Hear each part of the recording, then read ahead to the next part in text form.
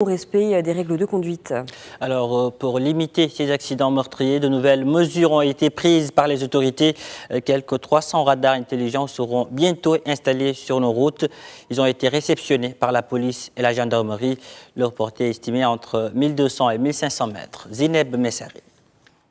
Attention aux nouveaux radars. Une nouvelle acquisition vient d'être faite pour rendre les routes marocaines plus sûres. 280 unités de radars mobiles intelligents viennent d'être distribués aux agents de contrôle routier, gendarmerie et police par le secrétaire d'État chargé du transport, Mohamed Najib Boulif.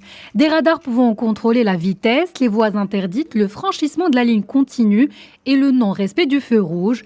Les 280 radars ont une portée estimée entre 1200 et 1500 mètres et peuvent opérer de jour comme de nuit. Ces appareils peuvent également enregistrer des vidéos des véhicules en infraction, prendre des photos de leurs conducteurs ainsi que de leurs plaques d'immatriculation. Dans le cadre de la stratégie nationale de prévention routière, nous œuvrons pour la concrétisation de notre feuille de route. Les contrôles qu'effectue la police et la gendarmerie contribuent à la prévention des accidents de la circulation. L'achat de ces 280 radars a pour but de répondre à une récente augmentation des excès de vitesse qui, à elle-même, conduit à l'augmentation du nombre des morts sur les routes.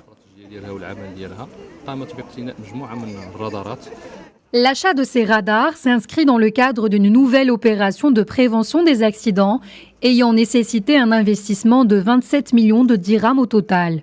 Le coût de maintenance de ces nouvelles machines est estimé, lui, à 1 million de dirhams par an sur une période de 3 ans.